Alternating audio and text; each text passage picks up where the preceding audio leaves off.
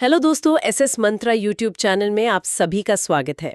आज हम UP TET 2026 के संपूर्ण ब्लूप्रिंट पर एक विस्तृत चर्चा करने जा रहे हैं। जैसा कि हम सब जानते हैं, 5 साल का एक लंबा इंतजार अब खत्म हो गया है और अब बारी चयन की है। बिल्कुल। और आज की इस चर्चा का उद्देश्य यूपी टेट परीक्षा की हर छोटी बड़ी जानकारी को समझना है, ताकि तैयारी की एक ठोस रणनीति बनाई जा सके। चलिए शुरुआत करते हैं। तो सबसे पहला और कह सकते हैं सबसे जरूरी सवाल जो सभी के मन में है, आवेदन और परीक्षा कब होगी। जो जानकारी है उसके अनुसार आवेदन फॉर्म अप्रैल के अंत या मई में आने की संभावना है और परीक्षा की तिथि 2, 3 और 4 जुलाई के आसपास इस पर चर्चा चल रही है। देखिए, जैसा कि सर ने बताया, ये तिथियां अभी संभावित हैं। लेकिन यहाँ एक महत्वपूर्ण बात यह है कि जो नया आयोग के अध्यक्ष हैं, एक्स डीजीपी, वो काफी सख्त हैं। अच्छा। तो देरी की उम्मीद बहुत कम है।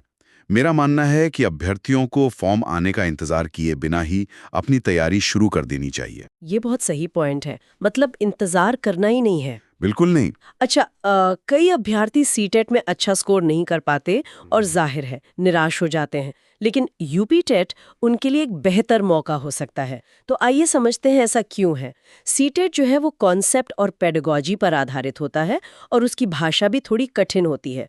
वहीं यूपी टेट तथ्यात्मक मतलब फैक्चुअल और सीधा होता है और इसका सिलेबस यूपी बोर्ड के काफी करीब है ना? बिल्कुल सही कहा। इसका सीधा मतलब ये है कि अगर किसी के सीटेट में मान लीजिए 60-65 अंक आ रहे हैं, तो वो यूपी टेट में 90+ आसानी से ला सकता है। अच्छा। हाँ, यूपी टेट काफी हद तक रटने पर मतलब रोट लर्निंग पर आधारित है, जो इसे कई छात्रों के लिए आसान बना देता है। तो ये एक बहुत बड़ी राहत की बात है उन छात्रों के लिए।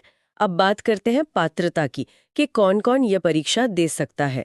इसे 2 भागों में समझते हैं, बीएड और डीएलएड।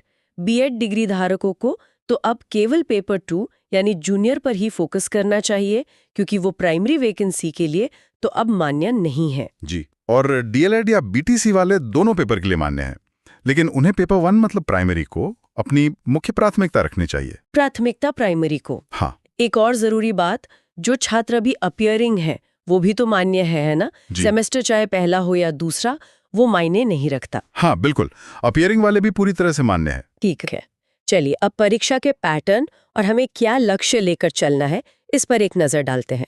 परीक्षा में कुल 150 अंक होंगे और समय भी 150 मिनट यानी 2.5 घंटे का मिलेगा। और परीक्षा ऑफलाइन मतलब पेन पेपर मोड में होगी।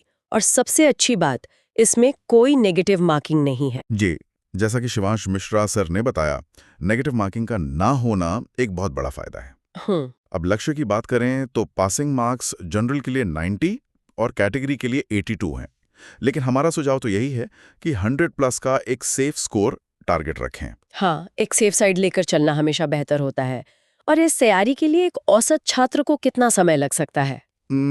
एक औसत छात्र को 3 से 4 महीने और एक तेज छात्र को 2 महीने का समय लग सकता है। अच्छा। मूल मंत्र बस एक ही है, 4 महीने का समर्पण बराबर निश्चित सफलता। ठीक है, तो अब हम सिलेबस को थोड़ा और विस्तार से समझते हैं। पहले पेपर 1 यानी प्राइमरी स्तर की बात करते हैं। इसमें 5 विषय हैं और सभी 30-30 प्रश्नों के साथ। पहला सीडीपी यानी बाल विकास, दूसरा भाषा 1 जो कि हिंदी है, तीसरा भाषा 2, इसमें संस्कृत, अंग्रेजी या उर्दू में से कोई एक चुन सकते हैं। चौथा है गणित और ये तथ्यात्मक होता है, पेडागोजी इसमें न के बराबर होती है। और 5वां है पर्यावरण, ईवीएस। और अब पेपर 2 जूनियर स्तर को देखें तो इसमें 90 अंक के विषय तो कॉमन ही होते हैं, जैसे सीडीपी, हिंदी और भाषा 2। अच्छा, तो 90 नंबर की तैयारी तो एक साथ हो गई। जी बिल्कुल। और बाकी के 60 अंक? वो 60 अंक स्ट्रीम के अनुसार विभाजित होते हैं। जैसे विज्ञान वर्ग के लिए गणित और विज्ञान के 60 प्रश्न होंगे, और जो कला या कॉमर्स वर्ग के हैं उनके लिए सामाजिक अध्ययन यानी एसएसटी के 60 प्रश्न होंगे, जिसमें इतिहास, भूगोल और राजनीति ये सब शामिल होता है। हाँ, वो सब। तो सही रणनीति सफलता के लिए बहुत जरूरी है। सबसे पहले भाषा चयन की रणनीति पर बात करते हैं। हमारी सलाह तो यही रहती है कि अपनी सबसे मजबूत भाषा को भाषा 1 के रूप में चुनें। और यूपी टेट में हिंदी और संस्कृत का सिलेबस काफी मिलता जुलता है। व्याकरण, संधि, समास, रस, छंद ये बहुत महत्वपूर्ण है। और सीटीईटी की तरह इसमें लंबे पैसेज नहीं आते। सही कहा। अब सीडीपी और गणित के बीच के अंतर को समझना भी जरूरी है। जैसा कि शिवांश मिश्रा सर ने पहले भी बताया, सीडीपी में सीधे सिद्धांत और परिभाषाएं पूछी जाती हैं। आपको पावलोव, स्किनर, थॉर्नडाइक इनको याद करना ही होगा। मतलब फैक्ट्स पर जोर देना है। बिल्कुल। वहीं गणित में आपको बेसिक अंक गणित के सवाल हल करने होते हैं। इसमें पेडागोजी के 15 प्रश्न नहीं होते, जैसा कि कुछ दूसरी परीक्षाओं में होता है। ये तो बहुत बड़ा अंतर है। जी। अब कुछ कड़वी लेकिन जरूरी बातों पर आते हैं। भर्ती का सच क्या है? क्योंकि टेट पास करना ही तो सब कुछ नहीं है।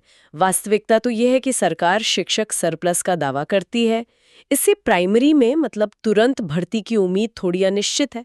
लेकिन एक उम्मीद ये है कि 2026 में टीजीटी, पीजीटी और एडेड में 5000 प्लस पदों का वादा है। हाँ, इसीलिए हमारी सलाह है कि नोटिफिकेशन का इंतजार ना करें। अगले 5 साल के लिए टेट पास करके अपनी दावेदारी पक्की कर लें। मतलब ये एक तरह का सेफ्टी नेट है। बिल्कुल, ये एक सुरक्षा कवच है। एक और महत्वपूर्ण प्रश्न, क्या शिक्षकों को कोई छूट मिलेगी? इसको लेकर बहुत बातें होती हैं। इसका जवाब है नहीं। सुप्रीम कोर्ट का आदेश बहुत सख्त है, तो कोई गुंजाइश नहीं है। कोई गुंजाइश नहीं है। इसलिए एक्शन आइटम साफ है। यूपी टेट पास करना ही एकमात्र विकल्प है। आंदोलनों के भरोसे ना रहें, पढ़ाई शुरू करें। तो आखिरी सवाल पर आते हैं, तैयारी कैसे करें? इसके लिए 3 मुख्य बिंदु क्या होंगे? पहला तो है PYQs, मतलब पिछले वर्षों के प्रश्न हल करें। दूसरा है रोट लर्निंग, तथ्यात्मक चीजें याद करने पर जोर दें। और तीसरा जॉइन बेसिक बैच, फरवरी के अंत में शुरू होने वाले बेसिक बैच से जुड़ें। जी, और सफलता का नियम याद रखें। निरंतरता जो है वो तीव्रता से ज्यादा जरूरी है। Consistency is greater than intensity. रोजाना 2-3 घंटे की पढ़ाई नहीं काफी है, अगर वो रोज हो। तो अंत में सफलता का मूल मंत्र समझ लीजिए।